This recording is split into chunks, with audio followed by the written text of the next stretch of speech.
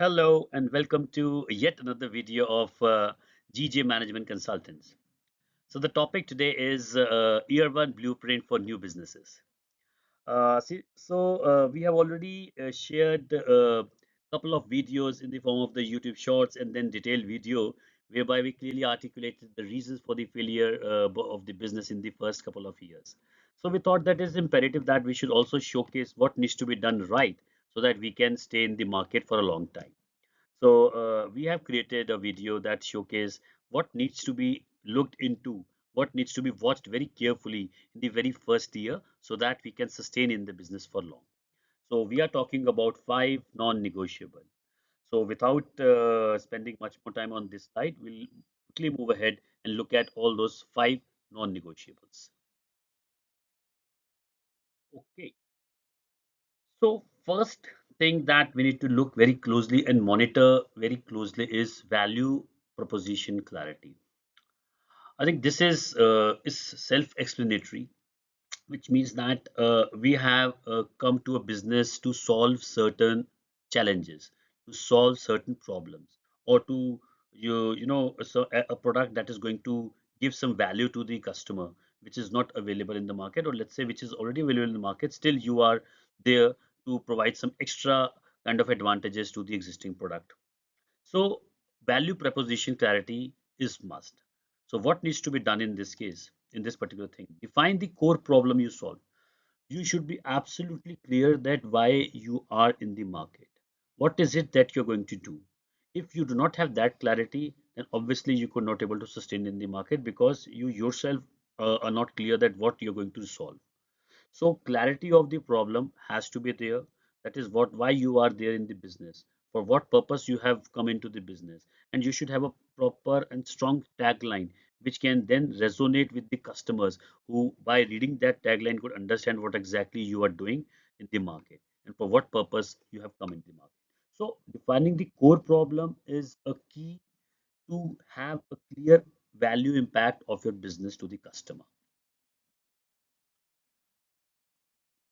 Identify your ideal customer, which means that see, because you have identified a problem, you have come to the business by providing a resolution of that problem, then obviously you have some target audience in mind, that once you solve this problem, how it is going to impact your target audience. So that audience, that clarity should be in your mind, that this is the segment of customers you are going to work upon to sell your product or the services. It can be children below 10 years of age, or children between 10 to 18 years of age, or let's say uh, uh, uh, people within the age of 18 to 24 years, or any kind of age group. Or it can be a specific segment, that it is specifically for let's say male population, or it is specifically for the female population. So all that categorization and segmentation is to be clear in your mind, because in that case you are clear that which customers and segment of the customer you're going to attract or you're going to target to make your reach possible.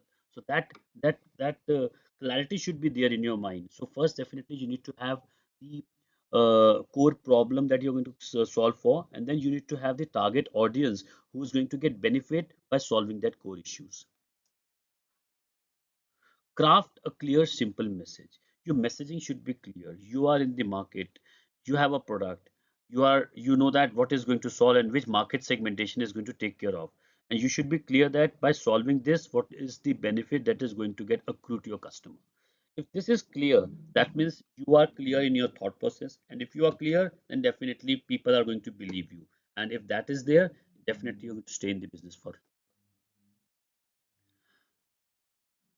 Validate with real users early. So which means that if you have created a product or a service, you need to get it ratified that the benefit that is going to accrue to your selected set of customers, is it giving that benefit to them or not. Give that get that understanding at very early stage. For example, if you have launched your business and you are, let's say, in first few weeks, just give a just give a kind of the free samples or free services to your set of the customer, and see that the services that you're offering, is it like satisfying their needs or not. And if yes, then definitely you are on the right track.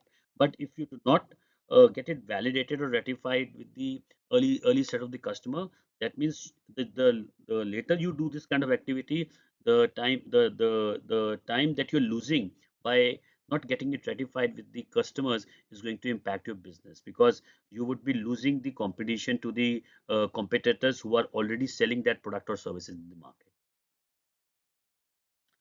So value proposition is definitely, and then followed by the customer profile. These two things needs to be looked into very carefully in the early days of the business. And if you looked at it carefully and monitored it carefully and corrected it carefully, then definitely your existence in the market is going to be long. So with this, let's move to the next slide and look at the another reason. Okay, so next factor that we need to take care of and make sure that we are aligned to it is customer acquisition engine. And what does this mean?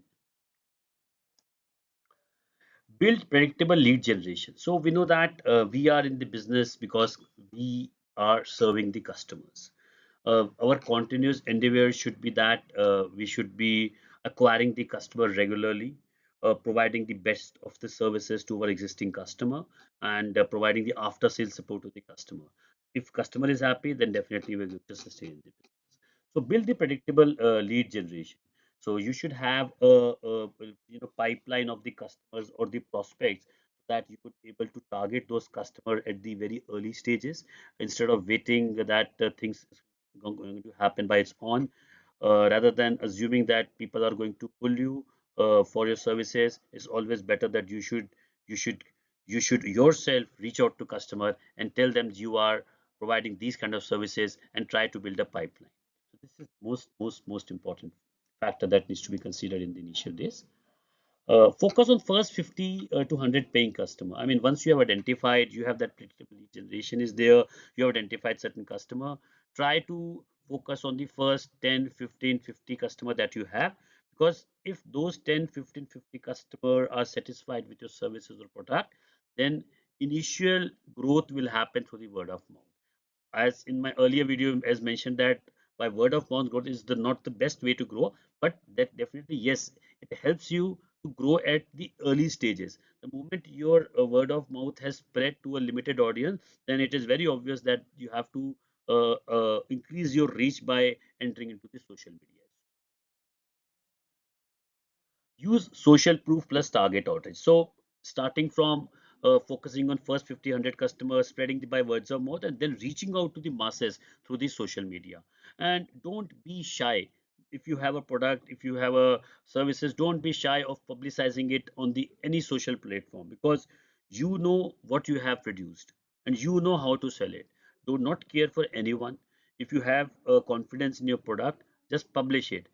Success may come within days, success may come within months, but if you have confidence, it will definitely come to you. So use all the ways to reach to the target audience. Track the conversion metrics. Don't go by the fact that if you have reached out to 100 customer and you could not able to convert that 100 customer out of that only, you could not able to convert any customer out of the 100 customer. Don't get disappointed. It is a business. It takes some time to establish. Your effort should be continuous. So once you have dedication and your efforts are continuous, definitely it's going to happen that your prospects are getting converted into a real customer. Just track your metrics, track your areas, which area you are targeting, which segment you are targeting, what is the conversion ratio, what is working best for you, what is not working best for you, what are things that you need to work upon to improve upon. Things on all those terms once you have metrics available. So customer acquisition engine is another most important area that you should be focusing on at the early stages. And if you're able to focus on them, then definitely you're going to sustain long in the business. So let's move ahead and look at the third factor. Okay, now we'll come to the third factor, and my closest to my heart is cash flow discipline. And this is some of the this is one of the most critical factor which people tends to ignore in the early days, and then they suffer because by the time they try to focus on it, it's like almost you have actually missed the bus, because your position have already turned worse, and it's like a situation wherein you do not have a cash and you have so much of liabilities on you, and you end up losing the business because you could not able to sustain. So what we need to do to make sure that we should have a cash flow discipline. Cash is oxygen. Monitor it daily. This is beyond without fail. See, at the end of the day, you cannot run your business without cash, right? And you have to make sure that your cash is also limited. It's not like unlimited cash you have. So you have to take care of your cash, monitor it, spend it judicially. You can avoid the spends which is not required. As I mentioned in one of the video, that what people normally tends to do, they hire a lot of people in the early days. Within the months of their business, they start hiring people. You can avoid that. Evaluate where you stand.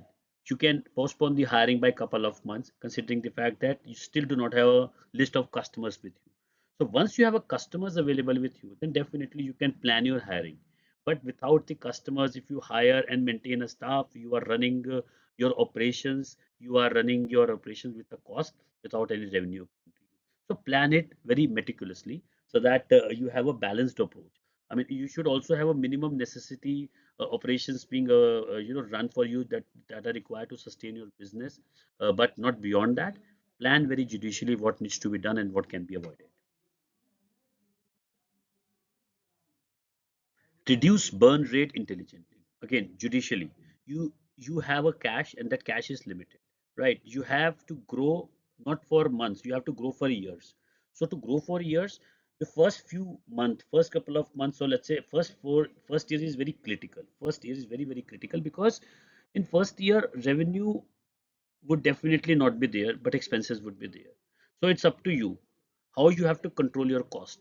If you could not able to focus on your cost, and you just do not have a revenue, then definite situation will arise wherein you spend all your precious money within the very first year when you do not have a revenue in place.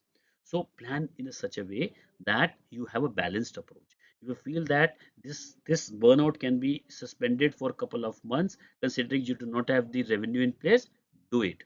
Don't be shy, because at the end of the day, you are the owner. You are the If you are there, if you are in the market, you can sustain. But if you yourself will get out of the market because of the cash burn has been so much that your cash you are out of your cash, then obviously it's not a judicious to your business and to yourself as well. So just make sure that do not look at others, look at your business. It's your setup. People might be growing at a very fast pace, but if you're not growing at the very fast pace, if you're going at a slow pace, let it be. You should be looking at yourself, not imitate anyone, because you and your business needs you. You are the owner of the business, right? And if you have come up in the market with your business, you have some aspiration. So make sure that those aspirations should be kept in mind while burning the cash. Prioritize collection and working capital. This is most important, because what I've observed that most people try to provide the services on the credit, considering that they want to increase the customer base, and in doing so their debtors are getting aged up. So which means that their AR is there, their revenue is there, books are looking strong, but at the end of the day it's not getting realizable. Your debtors are not converting into cash, and in this situation your top line looks very healthy, but your cash seems to be stretched. So make sure that there's a balanced approach. They should have a collection policy that should be applicable to the customer on the basis of their segmentation, and spend where it gives ROI. Simple business rule. I mean, I would never spend in a project which is going to be negative ROI, right? Unless and until it is a project that needs to be done basis some regulations. But otherwise, definitely nobody will enter into a project which is not returning any ROI. So every investment of yours should be planned that if it is yielding you a return, then you have to spend it, and if it is not, avoid it, defer it. It can be done at some other point, because first year is very critical. If you could able to sustain the first year, then chances of you to sustain in the business in the long run increase multiple times. So with this, I think we are done with this one, and then we'll come to the next points and see that what is there for us. Okay, coming to the next point then, operational backbone. Yes, obviously. I mean, you cannot run your business without operations. And I think I have already created one detailed video on the importance of the operations excellence. So let's quickly look at it. What is there for us then?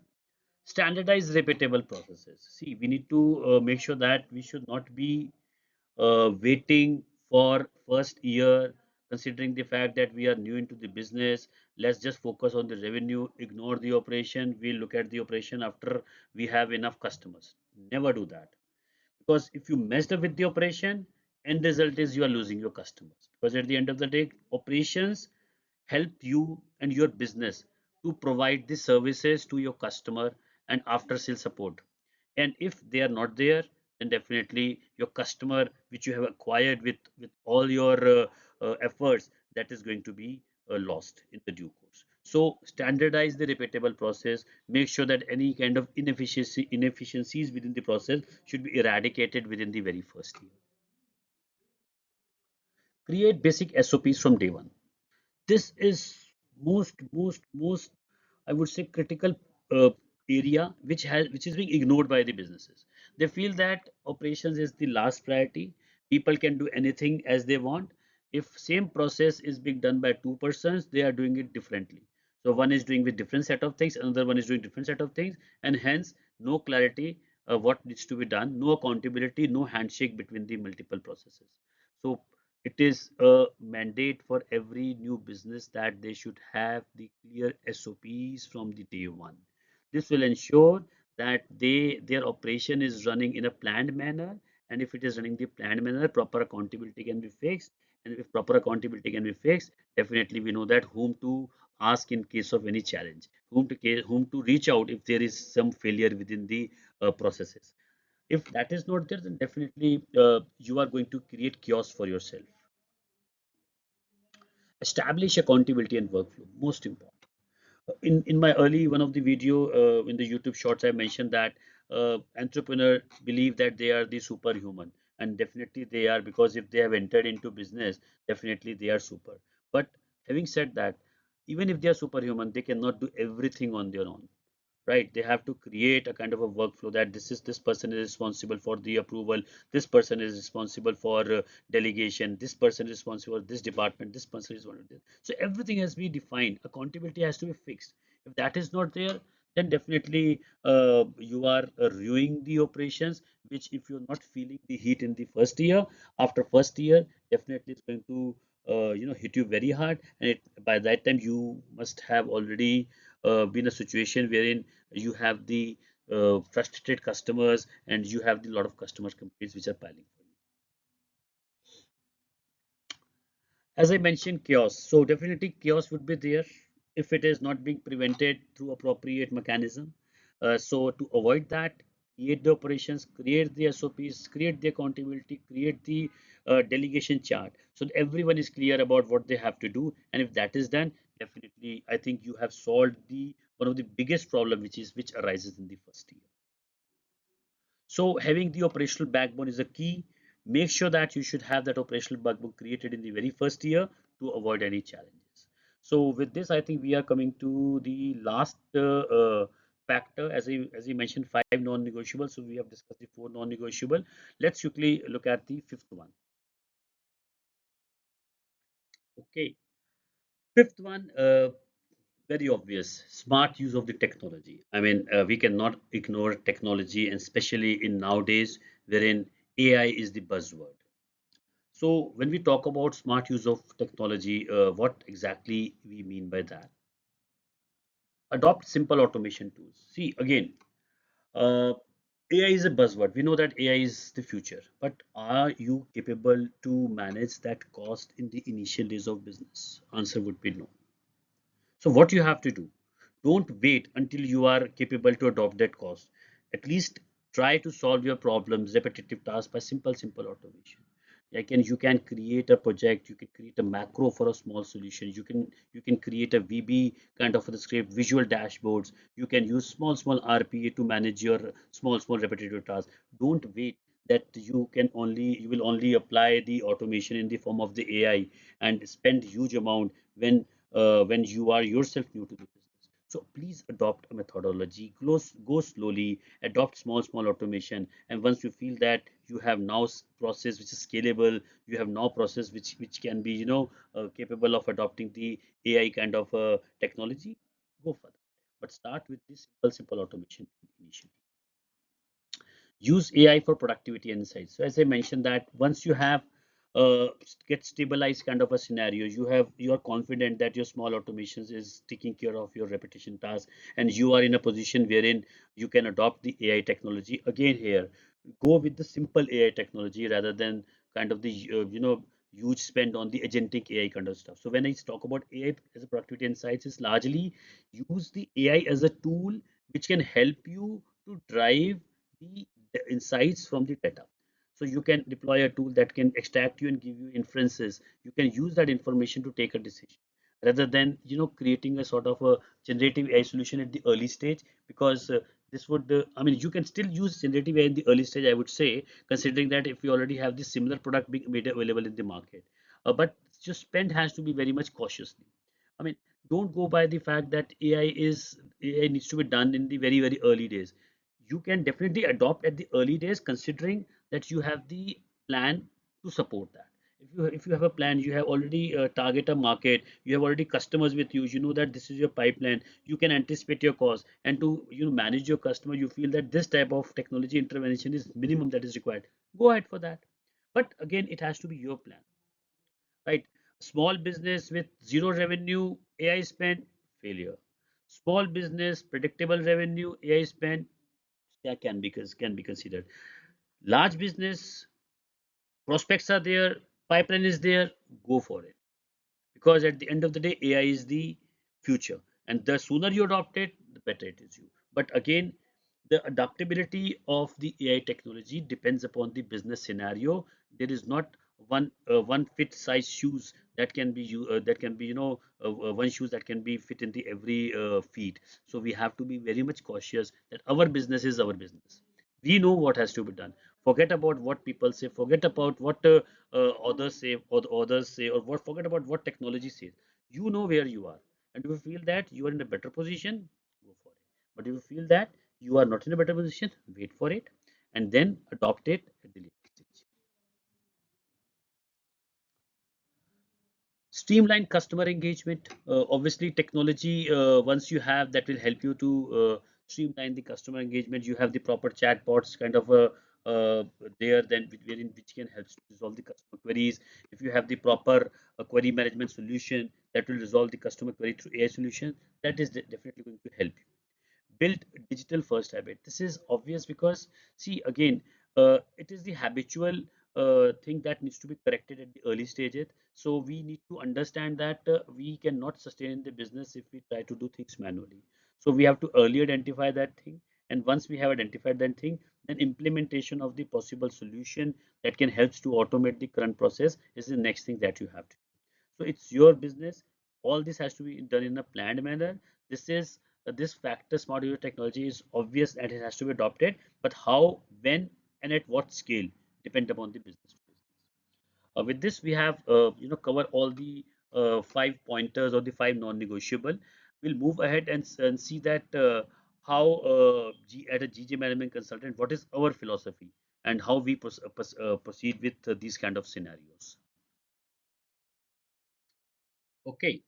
So we'll quickly have a look at the philosophy that GGA management consultant follow to make sure that business runs smoothly the very first year. Execution should always be greater than ideas. What does this mean? So we feel that if you have an idea, you have an execution plan. So execution thought process has to be always there, and it should be greater than the idea that you have planned for. Because if you have an idea and if you do not have an execution plan, you're going to fail in the very first year. Execution is the key, right? So make sure that you have a proper execution plan before you start the business. You have an idea, but idea is not going to help you to move forward. You need to have the execution plan, and that execution plan should be concrete enough so that helps you to sustain in the business. Your discipline should always be greater than your speed, which means that in the initial years, we know that we have to grow fast. But if you do not have a discipline, if you do not have an operations, a disciplined operation in place, you're going to collapse. And if you do not have the disciplined operation, obviously you are not going to run your business, because at the end of the day all the nuances will be created and you are in a chaos. So discipline should always take precedence over the speed. And lastly, clarity is always greater than complexity. We are working in the complex environment, but still in that complex environment, we need to have the clarity that we need to do what. And if we have that clarity in the very first year, that is paramount. That is the key to success. To the success.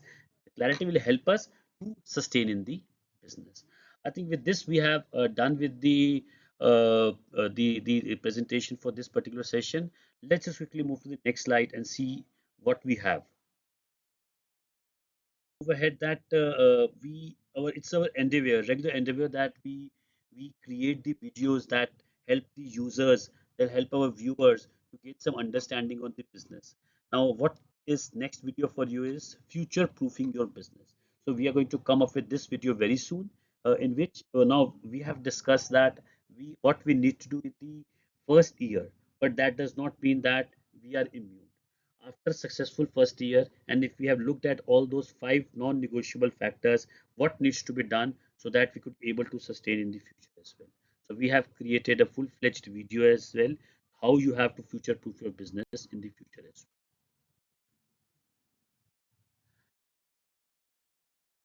well. Okay. So at last, I would like to thank all my audiences, all my viewers who are watching this video. Please share this video, subscribe our channel, and like this video as well. And do let us know in case you want to address any particular problem. We are there to support you.